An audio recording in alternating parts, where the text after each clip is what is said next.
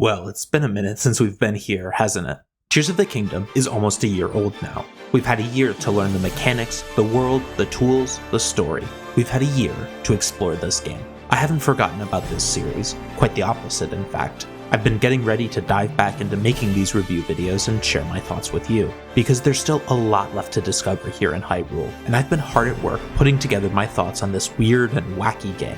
I've replayed the game too. Recency bias has long since passed, and I can still confidently say that Tears of the Kingdom is superior to Breath of the Wild.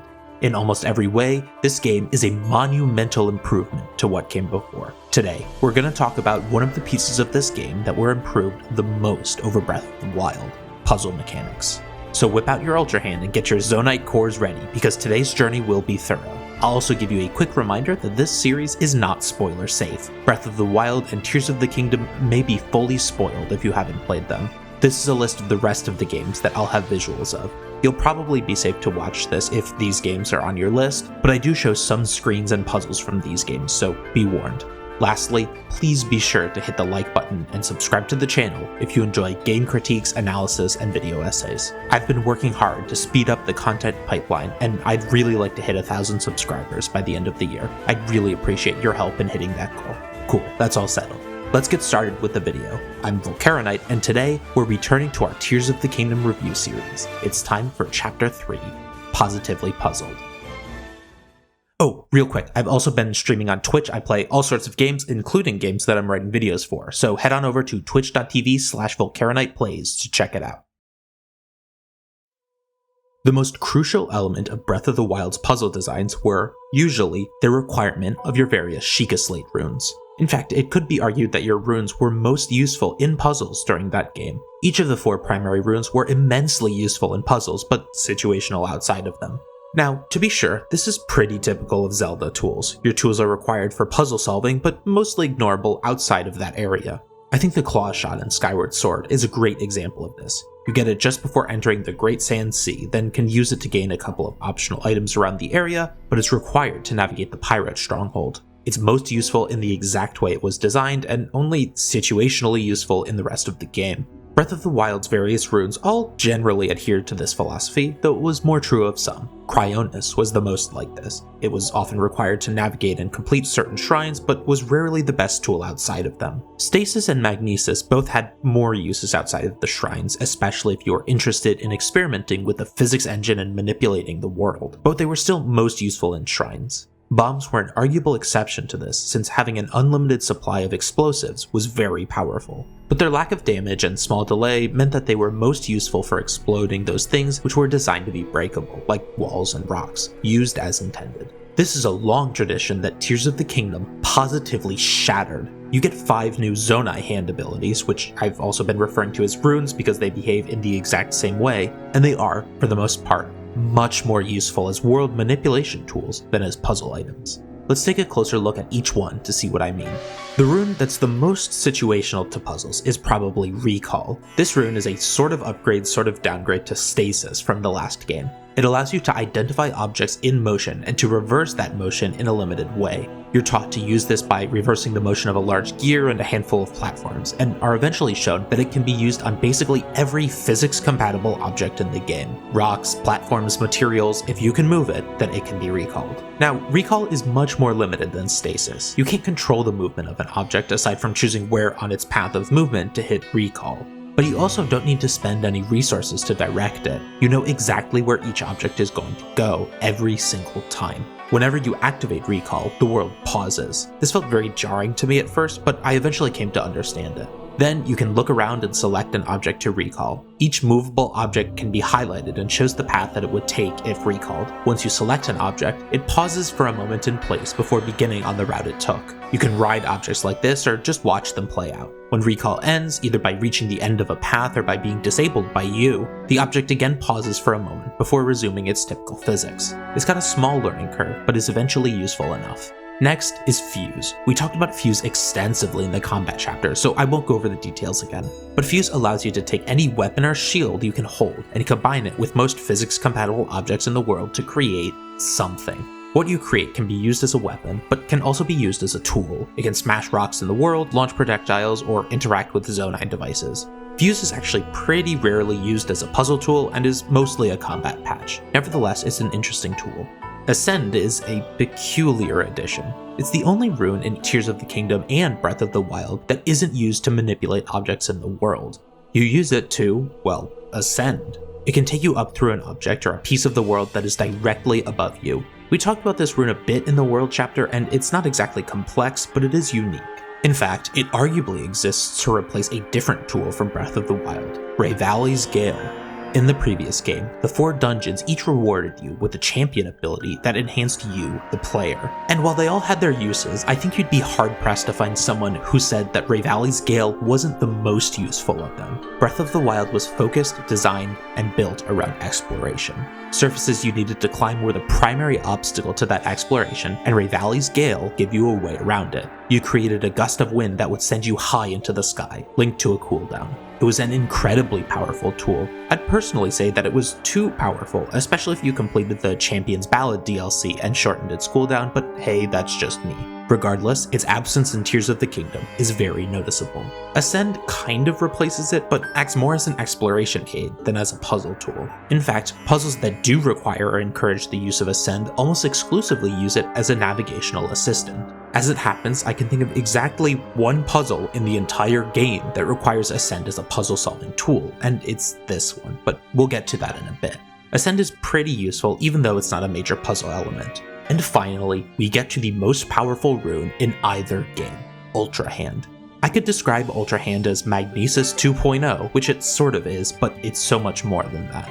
Ultra Hand is probably the single defining mechanic of the entire game. Basically, you get full Magnesis control, except that instead of being limited to specific metal objects, you can use it on all physics-compatible objects. That's everything you can control with recall, anything you can drop from your inventory, and every movable object that exists in the world. You can move, rotate, toss, relocate. These things are yours to manipulate. But more than that is your ability to combine these objects together into larger objects. You can put 2 rocks together, create a heavier boulder. You can stick a group of platforms together to create scaffolding for you to climb, cut down a bunch of trees and grab their trunks and create a bridge. Or you can put together the new Zonai devices to create contraptions of all sorts. Create a car with 4 wheels on a platform. Put together a plane with a wing device and some fans. Make a hot air balloon, a hovercraft, an automated fire-breathing robocar, whatever you want. See, Ultra Hand gives you the ability to do whatever you want in this game. It's a combat tool, a navigation tool, and a puzzle tool, all at once. In fact, it might be too useful since it sort of usurps all of the other runes in the game as a puzzle tool, unless puzzles are carefully designed to prevent it. It's complemented by a 5th rune, Auto Build. You don't get this rune in the tutorial, you have to complete a story mission once you hit the ground. Incidentally, I completely skipped this mission and didn't acquire Auto Build until I was 50 hours into the game. But anyway, this is a rune that allows you to automatically build contraptions and structures. It allows you to take nearby parts and automatically have them create a desired construction according to a schematic. You find these schematics at a handful of places around the world, and you can recall contraptions you've built in the past. If parts aren't available nearby, then, for the price of some zonite that you've collected, you can create the parts that you need. That way, you'll always have the ability to create whatever you want, whenever you need. Ultra Hand and Auto Build combine to be more powerful than all the other tools from both Breath of the Wild and Tears of the Kingdom combined. Sure, it's cool to send an enemy's projectile flying back at them with recall, but you can also just strap a rocket to a stick and send it flying towards the enemy. Cryonis made it easier to control water, but Auto Build can divine a boat from some rocks in your inventory. Forget about Magnesis, that's completely covered. Ascend can be handy, but maybe less so when you can drop 2 fans and a control stick on the ground to create a completely free movement hovercraft. The only tool from either game that's not completely covered by the Ultra Hand duo is the Remote Bomb rune. You do get a Zonai device for a time bomb, but the instant summoning and precise detonation timing of the bombs from Breath of the Wild simply don't exist anymore. This feels like a real downgrade, especially since we're back to collecting bomb flowers. Explosions are even more important in Tears of the Kingdom than they were in its predecessor, since there's now so many rock clusters that are so slow to break with a hammer. It's much faster, and more fun, to strap a bomb to an arrow and watch it fly, but that's a limited resource now.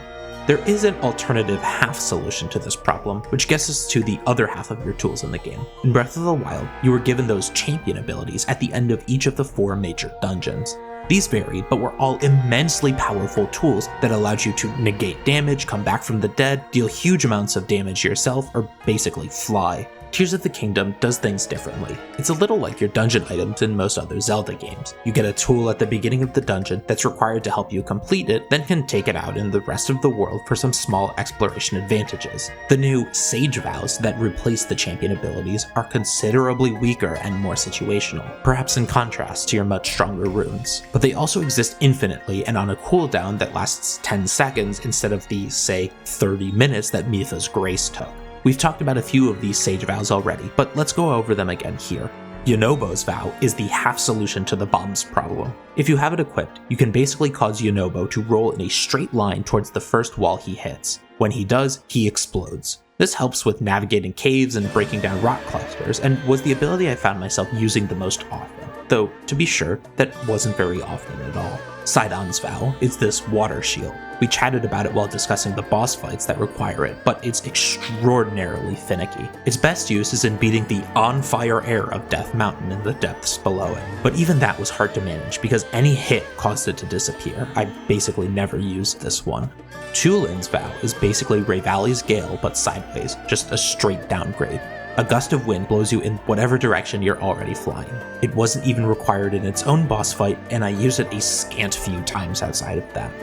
Riju's Vow is also a straight downgrade, this time of your boss's fury. When you activate it, a ring of electricity starts to grow out of Riju's body. If you hit something with an arrow and the target is inside of that glowing ring, it will be struck by lightning. It is useful and has a couple of niche use cases that your boss's fury couldn't fill, but it's really difficult to use, even when you're almost required to do so.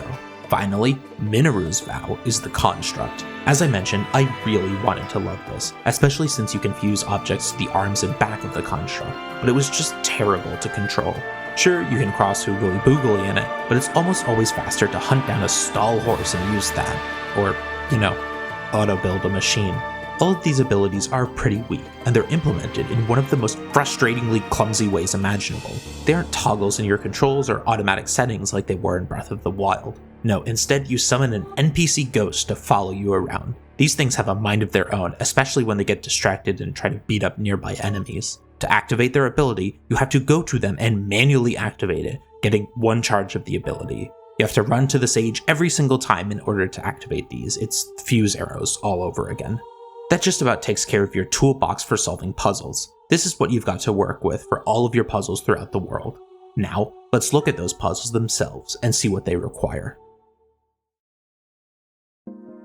The puzzles in Tears of the Kingdom can be broadly placed in 3 distinct tiers. Dungeons sit at the top, big puzzle dungeons that require, or at least encourage, the use of many of your tools in order to solve them. Below those are shrines, which typically only need one of your runes. Some need more, some don't need any and use different mechanics. At the bottom is where we're going to start, and these are what I'd like to call world puzzles. Basically, world puzzles are puzzles you encounter in the world that ask you to do something for a basic reward. The most common examples are Koroks and Addison, but there's a handful of others. Now, to be sure, there's a little bit of variance in all of these categories, and we'll talk about that as it comes up. But for now, let's talk about those world puzzles and see what Tears of the Kingdom offers. To start with, the game treats Koroks in pretty much the exact same way as Breath of the Wild did before. These little rascals are hiding around every corner, serving as tiny little interaction puzzles and discoverable inventory upgrades. There's plenty of these that are simple carryovers, finishing rock formations, shooting arrows at targets, jumping through rings, climbing high structures, under rocks, all sorts of these places. I always like these well enough. They're tiny rewards for tiny discoveries. Finding inconsistencies in the world is something that the gameplay of exploration encourages, and having rewards for that only further heightens that cycle. The puzzles are all very similar, which is to say, incredibly easy. In fact, having Ultra Hand around makes things even easier. The ability to spot and move rocks and objects at a distance means that so many of these little puzzles are rendered almost meaningless. Even so, it's still kinda fun to do.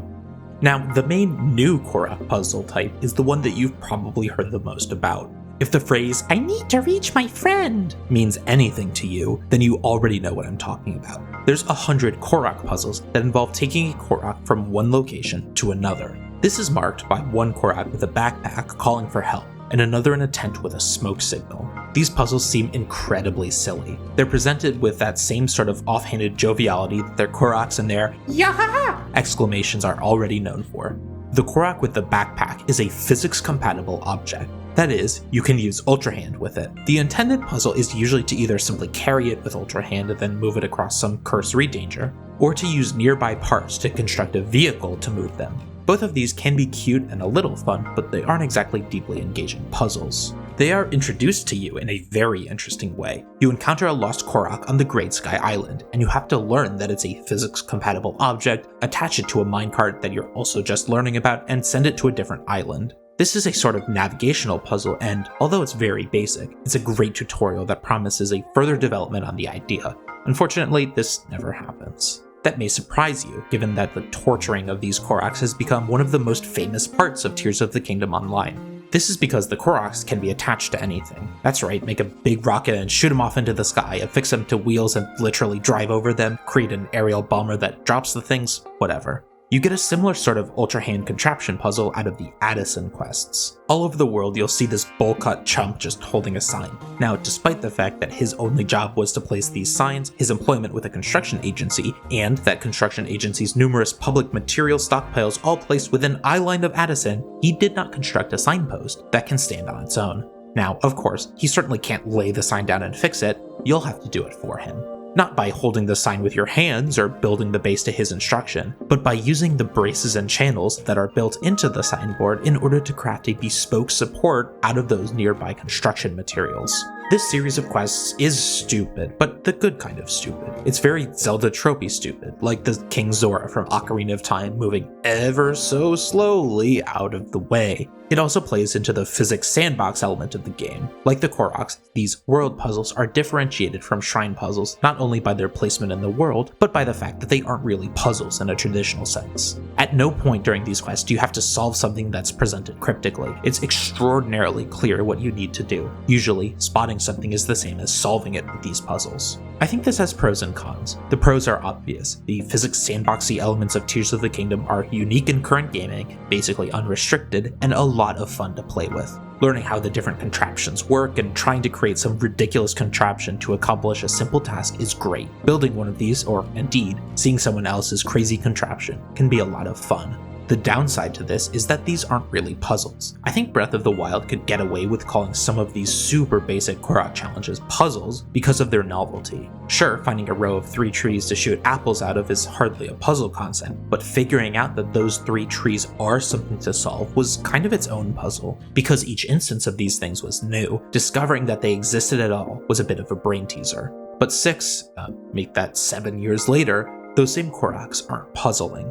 I see a little pinwheel sticking out of a rock and I'm not confused or intrigued. I go to stand on it and search for the targets that I already know exist. There was a chance for this game to take those puzzles and reinvent them to make them feel as delightful as they did in the first game. To be sure, I haven't grabbed every single Korok and I haven't helped Addison every single time, so I guess it's possible that I've missed a crucial element of these things, but I really don't think I have, and having to do the same old song and dance with the Koroks is kind of stale. This compounds with the fact that there aren't really any of those world puzzles in the depths. They're spread over the mainland and sky, but the depths are devoid of these. This takes away from both the depths and world puzzles. Imagine if, while exploring the depths, you came across Addison. He's got his broken sign, a handful of materials, and a heaping helping of terror. This time, instead of building supports for the sign, you need to use the sign and the parts to guide him out of the depths. I feel like I can see it. The chasm near Terrytown would have all sorts of scaffolding above it and around the upper parts from early exploration attempts, now abandoned. You have to fix a pulley system with a chain, perhaps using the sign as a link to make an elevator platform reach the bottom of the depths. You guide Addison to the platform using a bridge you built over some oogly boogly, lighting the path with bright balloons and keeping away threats. Then you've got this precedent that some of the chasms can be built to be a way out of the depths, and maybe you see Addison again, having broken a different piece of the pulley system each time. Or hey, what about those Korok cork puzzles? The one new-ish Korok puzzle involves you having to weigh down a cork on one end of a chain to pull the other one out of a hole. What if, when you did that, something happened? A small pond drains or a monster pops out. Then you get the Korok creature. Maybe then you guide it to its friend having to navigate a threat or a small change in the world that you just made. I don't mean to sound like I want these specific additions or anything, they're just suggestions to blend the physics sandbox elements of the game with some puzzle solving aspects. Because the way that these currently exist, these world puzzles start off cute and get old fast.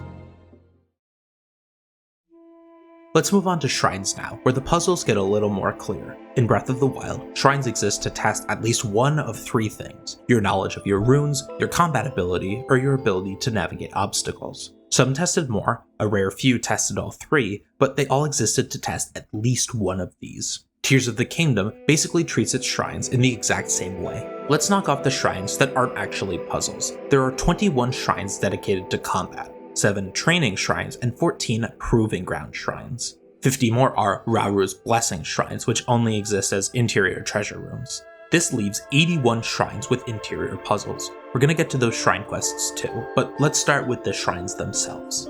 Your rewards for each shrine are exactly the same as those from Breath of the Wild. To recap, upon discovery, you get them as a fast travel point. Inside, there's always at least one chest with a typically underwhelming reward or weapon, though they occasionally have a better upgrade or armor piece. They also contain a Light of Blessing, which is functionally identical to the Spirit Orbs from Breath of the Wild. 4 can be taken to a Hylia statue to upgrade your health or stamina. Now, your suite of tools to solve shrine puzzles is pretty limited inside. You get your 4 basic runes and that's it. You can't use any of the Sage Vows, you can't use auto build, the game's only attempt to balance the tool. You also can't bring any of your own Zonai device capsules into the shrines, meaning you're forced to use what the shrines provide for you. Let me say up front that this isn't a bad thing, at least in theory. Limiting your puzzle solving tools is basically required when your tools, or more specifically, one of your tools, is so powerful that it could solve every puzzle by itself. Unfortunately, in practice, the shrines don't really test your knowledge of anything other than Ultra Hand in all but the rarest of circumstances. Let me show you what I mean by taking you through each of the 4 tutorial shrines. The Anissa Shrine is your tutorial of the Fuse rune. It shows you how to fuse objects and melee weapons into specialized tools. Then it shows you how to fuse stuff to arrows and how those new projectiles can affect the world. This is a good tutorial, but it isn't really a puzzle. It's just a lesson in what Fuse can do for you and what you can do with it. The Gutanbach Shrine is similar in that it teaches you how to use Ascend. Thing is, Ascend isn't a very good puzzle tool. This shrine shows that by acting as a tutorial to the rune without acting as a puzzle. It's just a series of platforms designed to be ascended through in sequence. It culminates in this final challenge that's as close to a puzzle as the shrine gets, which is figuring out that Ascend's range is limited. The Nakoya Shrine gives you Recall, the ability to freeze and rewind objects in the world. This shrine does a decent job of making that into a puzzle. You have to recall a raft that fell down a waterfall, a moving gear to reverse its movement, and a rotating hand of a clock-like fixture. This last challenge achieves the high honor of being kind of clever, but it's difficult to see exactly how Recall could be evolved from here.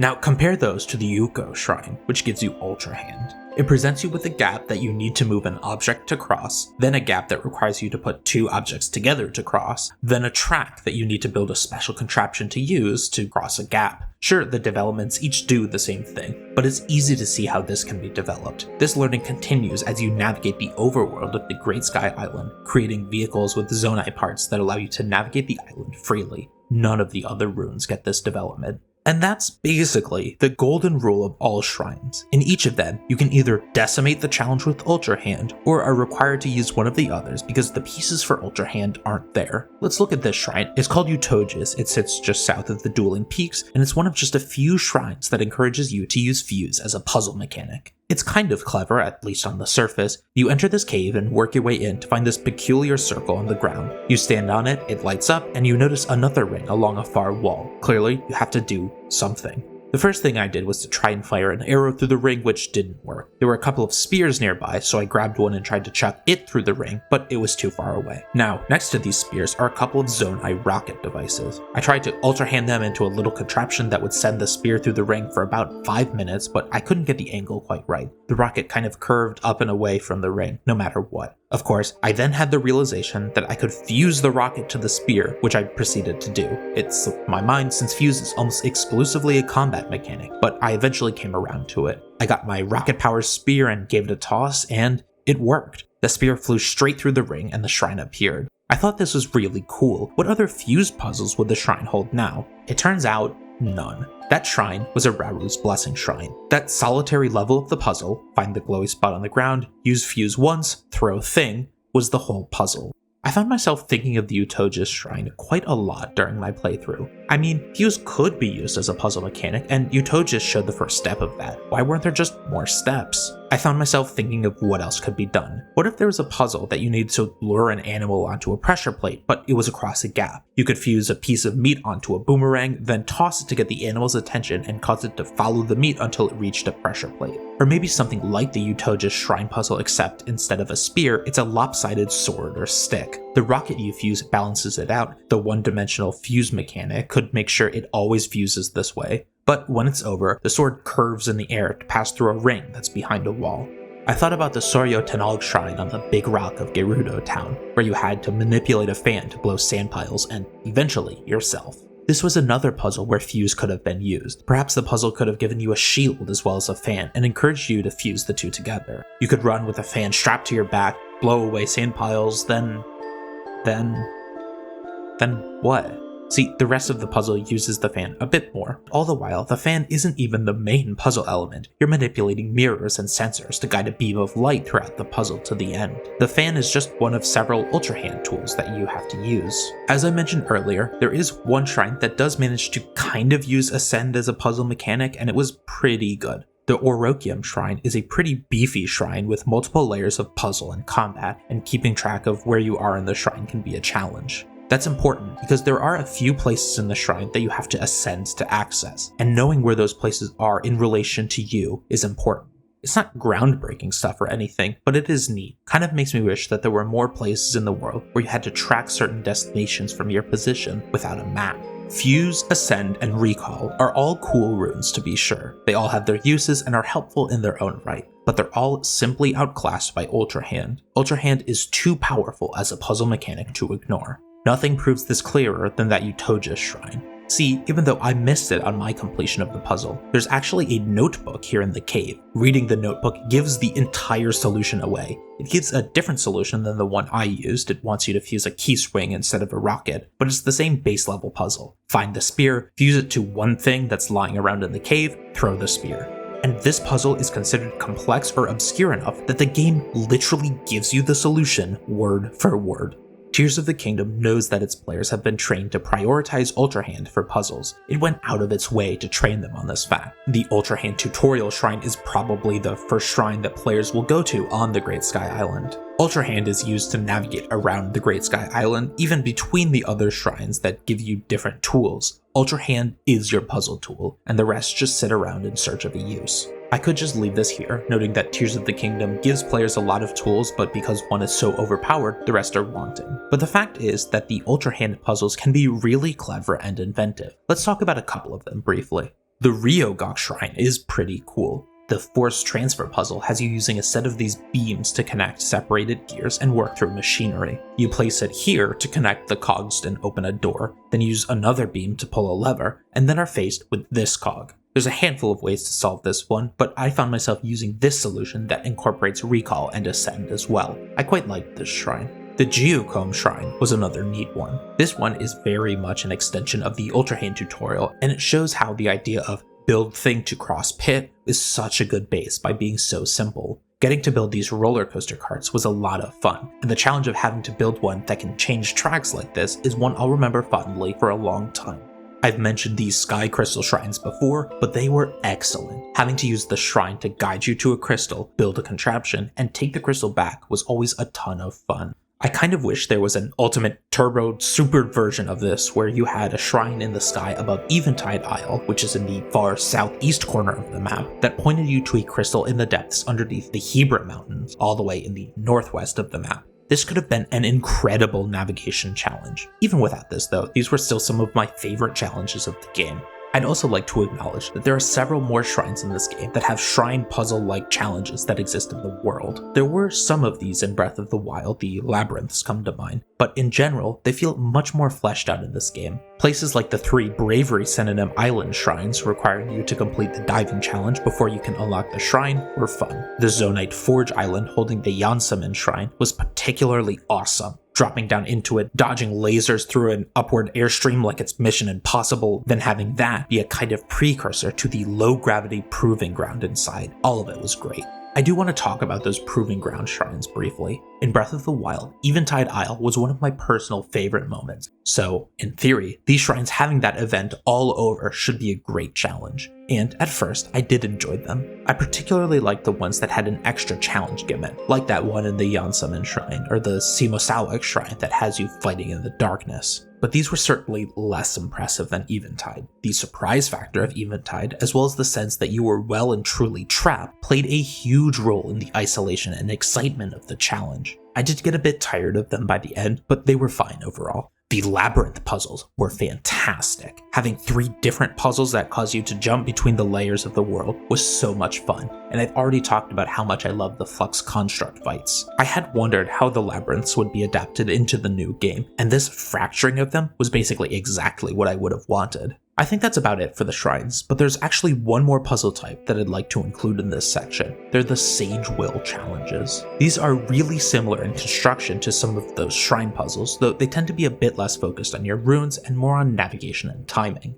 They all live in the sky, filling out the relatively sparse shrine collection up there with another 20 puzzles. The Sage Wills are kind of like the Lights of Blessing, in that 4 of them can be taken to your statues of Hylia, but these will each combine to give your Sage Vows a single upgrade each. At first, this may seem like the Champion's Ballad DLC from Breath of the Wild, which buffs your champion abilities by substantially lowering their cooldown. However, these Solemn Vows do not change the world effects of any of the Sage Vows. Instead, if you have your sages active and they're following you around the overworld, they'll deal more damage to enemies whenever you get into combat encounters. I found this to be an incredibly disappointing reward, since I basically never had the sages out. Nevertheless, it's always fun to try and solve puzzles or complete challenges in this game, so let's check them out. Since they all exist in the world, you aren't limited to the 4 runes of the shrines. These rotating globes are kind of cool. These globes are usually easy enough to enter from the top, but the Sage Will is always located at the bottom. Some of them are rotating automatically, so you have to launch yourself at the right time from a nearby island to enter it from the correct angle. Some, you need to rotate from the inside to get the same result.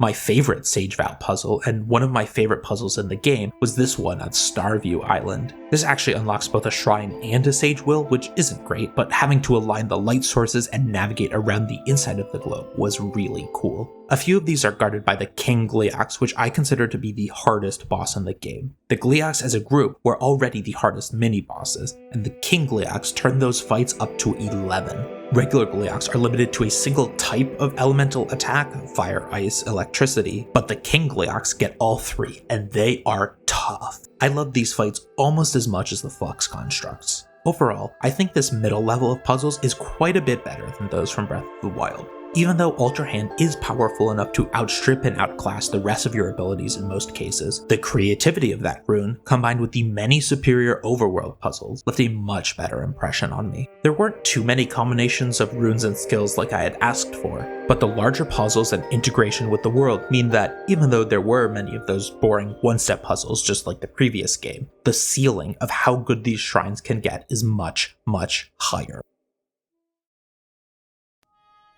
Finally, we've come to the 3rd tier of puzzles in this game, dungeons. In Breath of the Wild, I was somewhat unimpressed with the Divine Beast dungeons that lived in the game. Though navigating a dungeon that was the body of a giant robot laser beast was a really cool discovery the first time, it became quite a stagnant process by the end. The visual and mechanical homogeny, their lack of integration with the world, their ignorance of your full toolset resulting in a relative simplicity, and the full prevention of re-entry meant that these dungeons were quite underwhelming. These 4 points were what held back the dungeon designs in Breath of the Wild. I'm happy to say that Tears of the Kingdom at least marginally improves on each one of these 4 points, while also just having an overall more Zelda-esque dungeon design philosophy. That's phrased a little strangely, so here's what I mean. In most Zelda games before Breath of the Wild, a dungeon was a place that you entered from the overworld in order to solve a series of puzzles and fight a boss at the end. You were given a new tool or gadget or something at the beginning of the dungeon that was required to make it through, and the dungeon acted as a kind of tutorial, kind of test on this new thing. The boss would usually also be mechanically integrated with the thing, and once you defeated it, you'd take the item into the world to get to new places and unlock more things. It's kind of a Metroidvania if, whenever you got an upgrade, you were forced into a maze before you could move on. Breath of the Wild just didn't do this. The closest thing you got was this Divine Beast manipulation mechanic on the map that allowed you to tilt the beast or rotate its stomach, but this was much more limited, and it disappeared as soon as you left the dungeon. In this way, the Divine Beasts were the least Zelda-y dungeons ever. Tears of the Kingdom is much more in line with series traditions. There's 5 primary dungeons, one more than Breath of the Wild, DLC notwithstanding, and each one has a main quest line that leads up to it. They're all optional, just like in Breath of the Wild, but assuming you choose to do them, you'll be partnered with an NPC for each one. Early on in the questline, you'll gain access to their special Sage Vow, which is very much the typical new dungeon tool. From there, you'll be accompanied by the real physical NPC throughout the dungeon, before fighting the boss in each one and gaining access to a ghostly version of each NPC that can be summoned on command throughout the world. I've already talked about how unimpressed I am with these tools in practice, and I'll just say that their dungeon integration isn't always amazing either. Most of these tools do feel the most useful in their respective dungeons, but that's certainly because those places were specifically designed to be a tutorial/test for the tools. And pointedly, not every tool feels useful even in its home dungeon. Even so, this design feels much more familiar, but in the best possible way. Breath of the Wild was pretty sparing with these Zelda tropes, and though I certainly don't think this has any effect on its quality as a game, it is nice to see some of those tropes back in the world, proving that they can work in an open world, at least for the most part.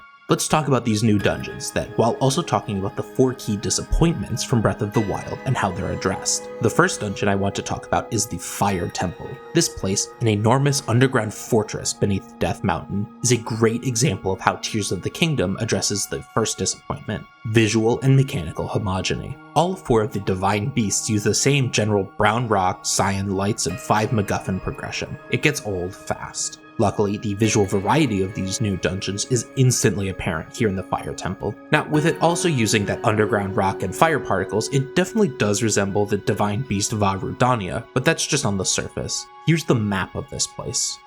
Holy roly-coly, this is complicated. So, the dungeons of Tears of the Kingdom are well and truly back in classic form. Complex puzzles and navigation that require exploration. There's still MacGuffin huntings in all of them, but instead of having to just locate the 5 map points, each dungeon has a different number of locks and keys. The Fire Temple happens to have 5, and they're scattered across several floors of the temple. To get around, you're navigating this weird maze both manually and by following the several minecart tracks that link the floors. This is where Yunobo's Sage Vow comes into play. Anytime you enter a specific Zonai part vehicle, like a minecart, Yunobo will immediately hop to the front of it, ready to be fired. You learn this while fighting the giant Moragia on the Zonai plane. Here, you fire Yunobo at targets to flip some of the track directions, allowing you to get around the dungeon and access places you couldn't before. Now, had I been in a different mood when I played through this dungeon for the first time, I bet I'd have found this shifting track maze really cool. And certainly, there's lots to like about it. But between the relatively lengthy cart rides, the fact that I was only at 6 hearts for this combat-intensive experience, and the fact that I really hate Yunobo's voice acting, I wasn't a big fan of the experience. I ended up cheesing a lot of it by climbing around and using Ascend, which wasn't intended and felt pretty janky as a result. But looking back at it, I can see this dungeon for what it was supposed to be, a labyrinthian finale to this fiery fiasco within Goron City, and certainly it was far better than Vah Rudania was in the same place last time. We'll go to the Wind Temple next, called the Stormwind Arc, to talk about integration with the world. The 4 divine beasts each felt out of place in their sections. There's these enormous robotic animals the size of cities in each of the 4 corners of the world, and there's nothing around built for them. No docking or loading stations, no place for them to live, nothing built to acknowledge these beasts even exist. I always found this kind of disappointing, since they should be monumental discoveries in the world, but oh well. They're just kind of hanging out in their regions. The Wind Temple in Tears of the Kingdom does a little to revitalize its presence in the world. We'll get into the absolute absurdity of the Rito dungeon once again being a flying ship in the skies of the village that causes storms once we get to the story segment of this review. But for now, the Wind Temple is one of the better dungeons for its navigation sequence. Not unlike the Rito section in Breath of the Wild, the quest line to get to the Wind Temple is pretty quick. A couple of fetch quests to get around the town, then one in the outskirts, and suddenly you're climbing the Rising Island chain, which was a ton of fun. Back in Lookout Landing, Purah tries to push you towards Rito Village first, and, Climbing up the rising island chain, it's easy to see why. This might be the best way the game handles the ascent between the ground and the sky, with only one real competitor we'll get to in a minute. It's this natural navigation puzzle that makes the integration of the Stormwind arc into the map feel so good, regardless of how opaque the attempt is. You'll remember in the world review section that I was somewhat frustrated with the lack of options in moving up between the different layers of the world, and I really think the world could have done with several more of these climbable islands. It really is fantastic. Getting into the Wind Temple once you make it to the top is also great. Navigating these rotating, bouncy ships is a little finicky, especially since there's not really anything else that operates quite like it in the game. But once I figured it out, I realized that the challenge is the perfected idea behind boarding Va Meadow from Breath of the Wild. In that game, entering the Rito dungeon was clunky, awkward, and slow. It was trying to be this epic challenge of metal and precision, but it took so long that you almost felt like twiddling your thumbs between getting shots at the four corners of the shield. But this time, having to get high above the cyclone, bouncing your way to the center, and dropping into the eye of the storm from above, it's much better. The temple itself is alright. It's not as twisty and complicated as the Fire Temple, with each path being relatively discreet. You primarily use your glider to navigate, and a little bit of fire to melt and manipulate ice crystals as you hunt for the 5 MacGuffins. It's worth pointing out that those MacGuffins, the padlocks, are each unlocked with the Sage's special abilities. These ones use Chulin's Wind Blast, a minor thing, but kind of neat nonetheless. Let's now talk about how the dungeons use your tools with the Lightning Temple. I enjoyed this one a lot, despite my already having been irritated with Riju's Sage ability at this point. It's pretty fortunate that the required use of her ability is limited only to hitting the MacGuffins, charging the batteries, and the rest of the dungeon is a huge navigation puzzle that primarily involves pointing light sources around this main room to open doors and passageways. This dungeon is big and very vertical, which means that you'll be using Ascend a lot. All of the dungeons use verticality to great effect, and the Lightning Temple is no different. It's also one of the most combat-intensive dungeons in the game, and the population of Gibdos means that you're incentivized to use a lot of Fuse. In case you don't know, these Gibdos have a drop called a Gibdo Bone, which doubles the attack power of whatever you use it on for a single strike. Since the Gibdos were so prevalent, I used their bones a ton. Ultra Hand as well found its way into every puzzle. I think that the Lightning Temple was my favorite dungeon in terms of puzzle solving, since I really enjoyed building different contraptions to get the light around. The Water Temple, meanwhile, was my favorite dungeon overall because of just how much I love the low gravity mechanic. It also helps that Sidon is the only sage with any discernible character, but hey, let's hold off on that for now. The Great Wellspring features that other obvious way of ascending between the map layers, swimming up the waterfall. I also mentioned this in the world review. It's baffling that this is the only waterfall in the whole game that links the sky to the surface, even though there's dozens of other waterfalls coming off of Sky Islands, but we talked about that already. So for now, it's a really cool way to link the underwater pre-dungeon puzzle of this region to the Water Temple. This was the first dungeon I went to, and I must confess that from flying off the waterfall to breaking the 4th seal, I spent about 30 minutes here. It definitely was the easiest in terms of navigation and puzzles, which is a terrible shame, since navigating in the low gravity combined with the beautiful horizon vistas this game gives you in the sky made this dungeon a joy to be in. It's very fortunate then that you're allowed to revisit the dungeons after you've completed them, though this is probably the most useful if you're, say, making a video essay and need to get footage of a dungeon without completely replaying the game. It's nice that it gives you the option. And with the Water Temple in particular, there's actually a brief quest that takes you back up there. I had mostly forgotten about the quest when I discovered a Zora fishing in one of the small ponds in the sky, but it's awesome to think that this sky spring is now just a part of the world. That knocks out the 4 points of failure from Breath of the Wild's dungeons, but we've actually got one more dungeon to talk about. The Spirit Temple is the 5th and likely final dungeon most players will visit, being hidden in the depths. It's most easily accessible through a series of mainline quests that takes you through the Thunderhead Isles, through another heart door like the one at the beginning of the game, then completing a quest not unlike the Sky Crystal Shrines. You take this little mask thing and build a glider that takes you into Tobio's Hollow, and activate this huge elevator to get down into the area where the Spirit Temple lies. While the Water Temple remains my favorite dungeon in isolation, this quest line into the Spirit Temple was one of my favorite progression lines in the whole game. Navigating the Thunderhead Isles in a thunderstorm, having to manage metallic weapons and fighting bosses was a fantastic experience. Then, once you find your way into the Spirit Temple, you then have to complete the most unique dungeon of the game. See, unlike the other dungeons which had their sages accompanying you, the main challenge of the Spirit Temple is to build this construct body for the sage by going to the 4 storehouses and bringing back the limbs of the body. Each path is a one-way loop that requires you to manipulate environments, create Ultra Hand structures with these parts, and make it back to a central hub.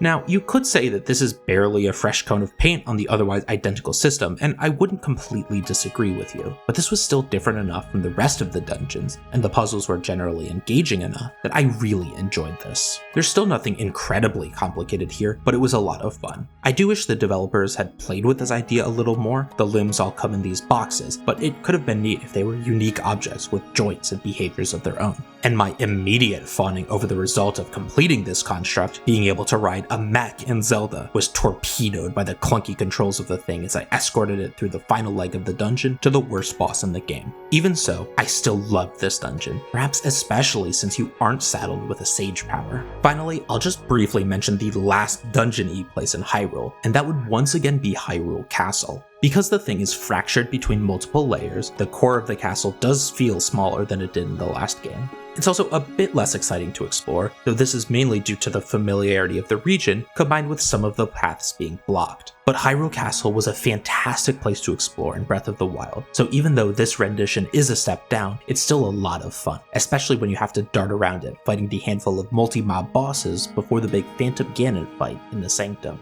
Fantastic. I think that wraps up the 3 tiers of puzzles in Tears of the Kingdom. I think individually, each group is weighed down somewhat by repeating ideas from Breath of the Wild and having limited uses for most of your tools. But even so, they are elevated by just how creatively they tend to use Ultra Hand. This, along with far superior dungeon design, means that the individual puzzles in this game rate quite a bit higher than they did in Breath of the Wild. But there's one more aspect to the puzzle design of this game that was completely absent from Breath of the Wild, and it's the final piece that really makes this picture whole. The worst part of Breath of the Wild's puzzle design wasn't any of the individual instances of puzzles. It wasn't the bland settings that the shrines and dungeons occupied, and it wasn't the homogeneous reward structure that each one gave you. It was the progression of puzzle concepts throughout the game, or rather, the lack thereof. I describe this phenomenon as single-step puzzle design in the Breath of the Wild section. By this, I mean that most puzzles in the game simply introduced an idea, used it one time, and then are done.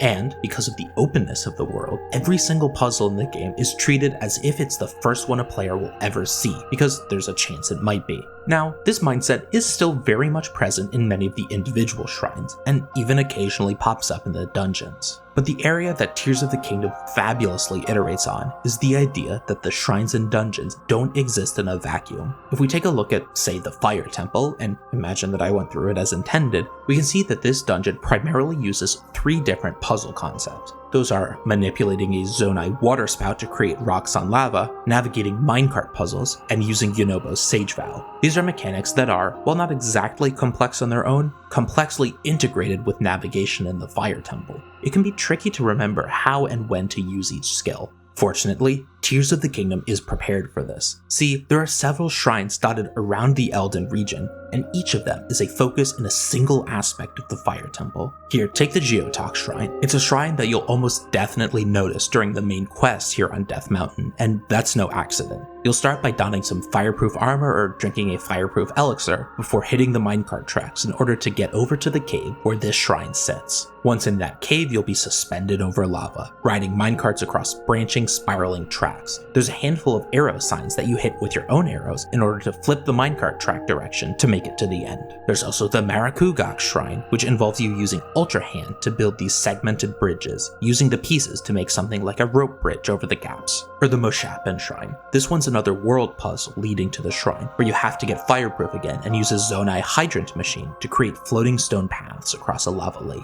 See, I wasn't the only person frustrated with Breath of the Wild's inability to progress a puzzle concept. Lots of reviewers and critics commented on how the simple shrine puzzles could never iterate on each other with complexity, because the game can never rely on players having completed any of the shrines apart from the 4 on the Great Plateau. Because any shrine could theoretically be a player's first, every shrine should be completable without any required experience. Tears of the Kingdom shows that it is possible to make progressive puzzles work in the open world, and that all you have to do is put the related puzzles near each other. This makes so much sense. I feel like I can see the theory in my head. A player is bulldozing through the game, not intentionally skipping shrines, but not really going out of their way to complete them. They plow through the Goron questline and make it to the Fire Temple. But this place is wacky. They aren't familiar with the minecarts. Okay, this isn't likely, but go with me here. They aren't experienced with lava, water, and stone mechanics, and they just aren't used to being fireproof. So what do? Well, they leave the temple to look around the area for help, and they'll get help, critters to make you fireproof at least. But they'll also go back to those shrines to learn about the various mechanics of the Fire Temple. The more they need help, the more they'll poke around for clues, and the more the shrines will provide them. I myself went shrine hunting before ever reaching the temple, so by the time I got here, I'd experienced all of those different puzzle mechanics. I was fluent in the language of the fire region and was ready to take it to the next step. As I said, the Fire Temple is fairly complex, so having the prerequisite knowledge made the temple easier and more enjoyable, even if I still cheesed a bunch of it. This is the multi-step puzzle design that was missing from Breath of the Wild. The shrines still don't do this on their own. The dungeons alone don't really do this as often as they could. But looking at this entire area from above, combining all 3 types of puzzles in an area, Tears of the Kingdom does have this multi-step puzzle design in full form. Now admittedly, the Fire Temple region I just showcased does this the best. The Rito and Gerudo sections both do pretty well in this regard too. Since the Rito quest is the one you're not so subtly nudged into completing first, the shrines along the way do tend to feel pretty tutorial-y, but there's some good lessons on fire and ice mechanics. Meanwhile, the shrine that will be your fast travel point to the Gerudo town is one we've already talked about, the Soryo Tanalk Shrine.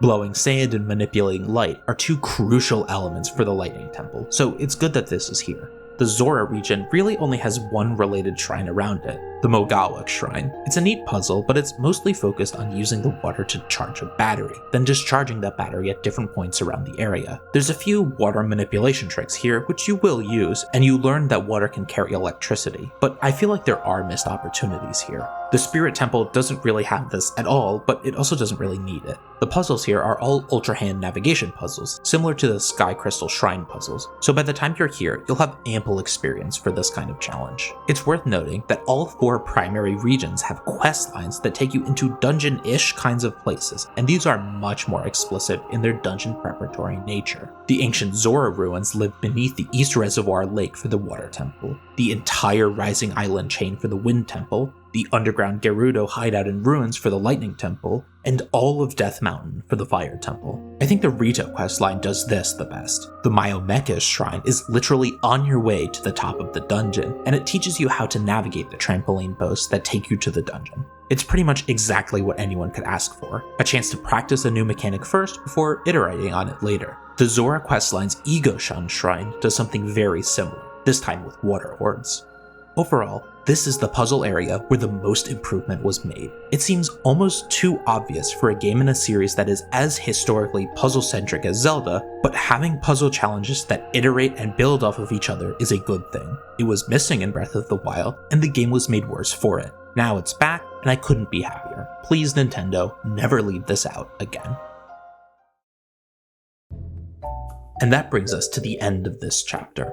Puzzles in Tears of the Kingdom are a marked improvement from its prequel. I'm surprised to find myself considering the creativity allowed in these puzzles to be so vastly improved, since the creativity in carving a solution out was one of the few things that saved Breath of the Wild's puzzles from being a complete bore. After all, you'll remember that I gave puzzles a C+ in that game, which was the lowest score outside of the story. That will not be happening this time. This game did a fantastic job of using subtle improvements to puzzles to make a much greater experience, and I want to give it due credit. Puzzles in Tears of the Kingdom get an A-. This is a fantastic score. The only things I could hope for are an increased variety of hidden Korok puzzles, more challenging shrine puzzles that use other tools more creatively, and better Sage Vow implementations. These are relatively small concerns though, and they do little to color the big picture of this game's many puzzling victories. Thank you so much for watching this video. Neither the wait between chapters nor this video itself were supposed to be so long. This will certainly be the longest chapter of the review, but I really wanted to get in deep with my thoughts on the puzzles of this game. But we're over the hump now. 3 more parts of this review to go, and the next chapter, on player agency and freedom, will be much shorter. I hope to see you then. Until that video, there's plenty more to watch. Check out my video on Palworld if you haven't. It's a good video, even if the game it's about isn't. Or head on over to Twitch to see if I'm streaming there. And, as always, please hit the like and subscribe buttons if you're enjoying the content. I'm having a blast this year making more videos, and I hope you are too. But that's all I've got for you today, so enjoy your day and take care.